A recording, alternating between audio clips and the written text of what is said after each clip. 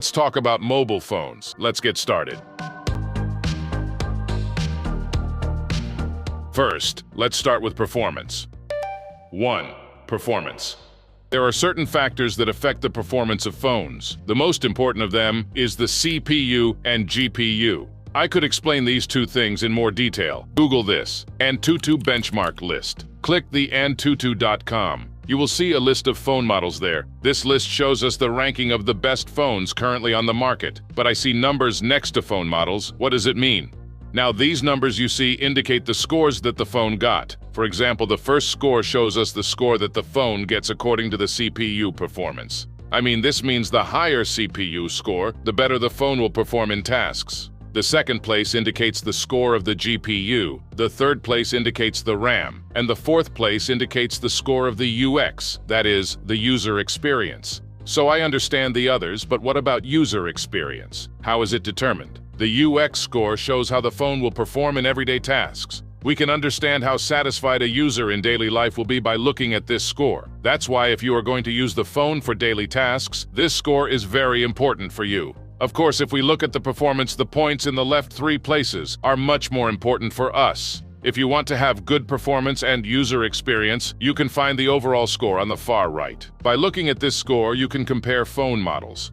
In other words, when you will buy a phone, you should choose a phone model with the highest overall score as possible from this list according to your budget. In this way, you will choose the best phone you can buy according to your budget. I told you a lot of things so far, and I think you get it.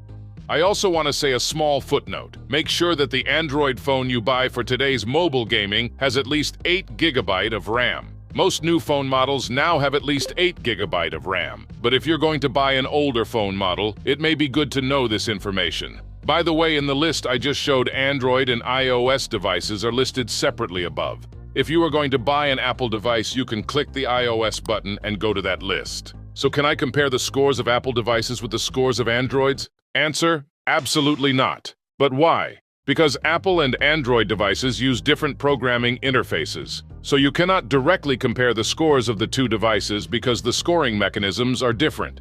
If you are asking, is there a phone model you can recommend to me? In the description part below and in the comments, I will add the best phone models for every budget. Some information you need to know before looking at those links. 2. Camera.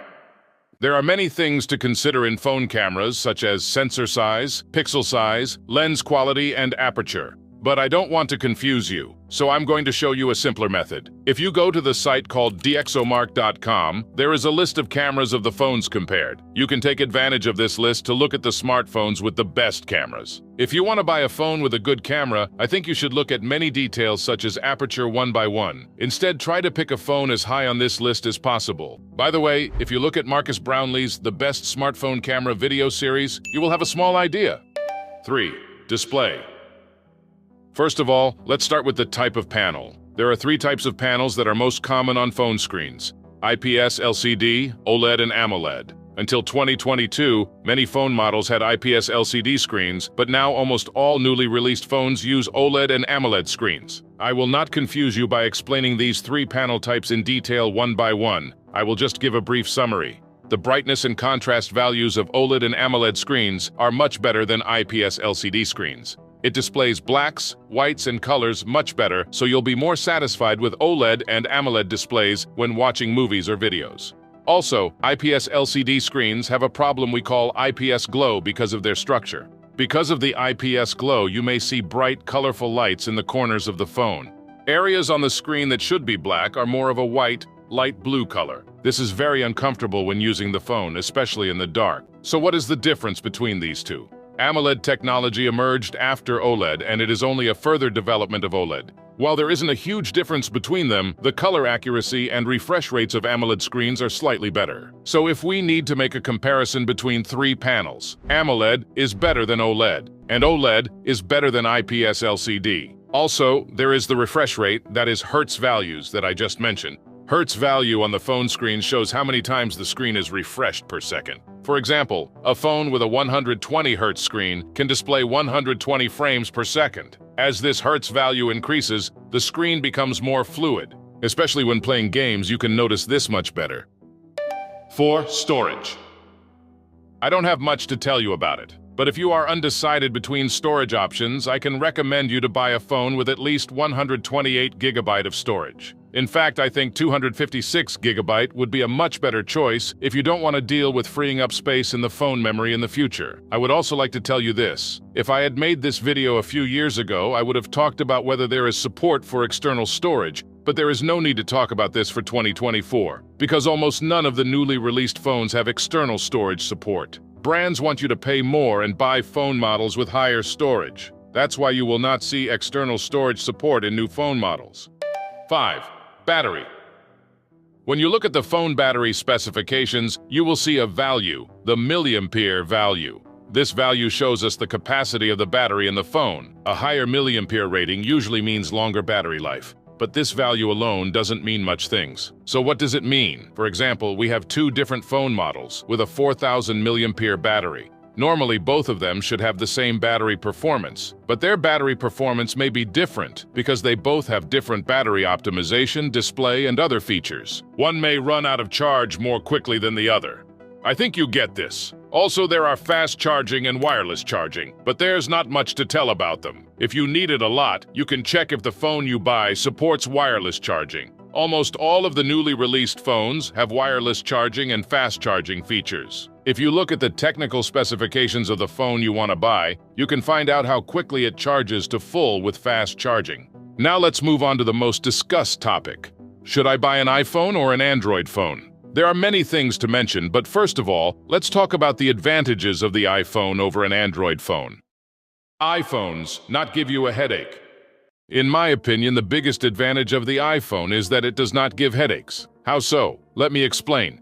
When you want to buy a phone on a certain budget, you are much more likely to have any problems with the Android phone than on the iPhone. Examples are ghost screen problem in OLED and AMOLED screens, which we encountered a lot in the past. Because of this problem, traces of the image remained fixed on the screen for a certain period of time. And this problem was not present in a few phones, but in a serious number of Android phone models. Many other chronic problems can be given as examples, such as the problematic proximity sensor that we encounter more in Xiaomi, Poco, and Redmi models. Compared to these, it is true that iPhones also had chronic problems, but they were much easier to solve and did not affect the user experience too much. That's why, if you say I don't have budged problem and I want to have a smoother phone experience, iPhone may be better choice for you. Apple ecosystem. Another advantage of the iPhone is it works flawlessly in the Apple ecosystem. This is probably one of the most cliché answers you'll ever hear, but if you already have Apple devices such as MacBooks and Apple Watches, it would be ridiculous to buy a phone other than an iPhone. Because Apple products work in incredible harmony with each other. For example, the AirDrop feature. With this feature, you can quickly transfer your documents, photos, videos, and more wirelessly from Apple device to another Apple device.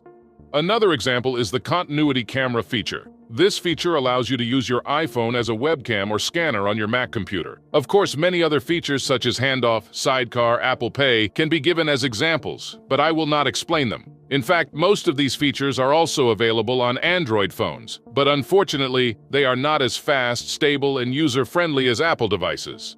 Briefly, if you have any Apple device in your hand and you think you will benefit from this ecosystem, this may be a good reason to buy an iPhone. Retaining the value of iPhones. Another advantage of the iPhone over Android is that it retains its value. iPhone prices are not as expensive as they used to be compared to the same segment Android phones. For example, on the Android side, the S23 Ultra with 256 GB of storage, which is a high-end phone, and the iPhone 15 Pro Max, which also has 256 GB of storage, have the same price. Therefore, it would not be right to say iPhone is more expensive than Android for 2024. Instagram's privilege to iPhones.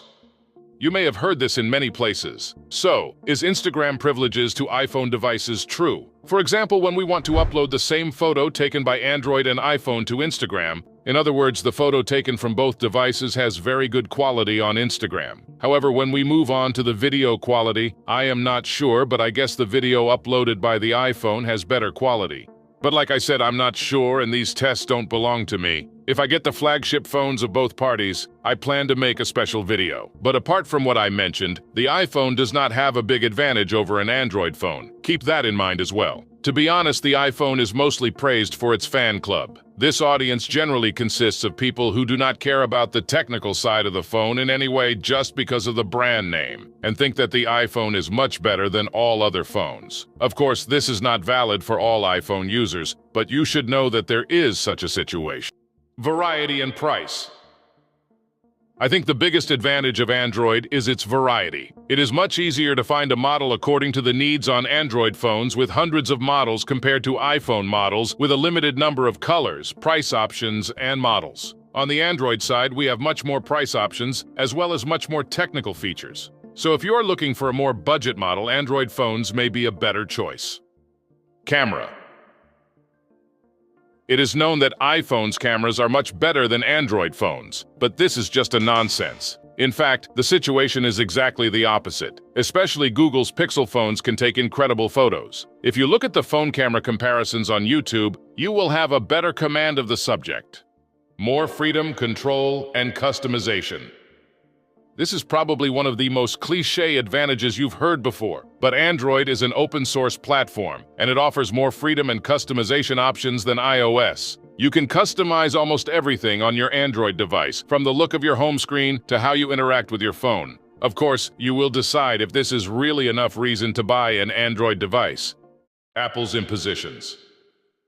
This is one of the reasons why I move away from the iPhone and use an Android phone. It may seem ridiculous when you hear it, but after listening to me, you will agree with me. If you are going to buy an iPhone, Apple forces you to buy Pro and Pro Max models. So if you remember with the iPhone 15, Apple switched to the USB-C port. But there is a point that everyone miss out. If you buy an iPhone 15 or 15 Plus, you will be able to transfer at USB 2.0 speed using the USB-C connection. USB 2.0 is a 24-year-old technology, and the transfer speed is incredibly slow. In other words, this transfer speed is absolutely unacceptable for 2024. But Apple does not agree with us. Not only these, but many more features, such as the screen difference between the iPhone 11 and 11 Pro Max, force us to buy the Pro and Pro Max models of the iPhone, and that gets on my nerves.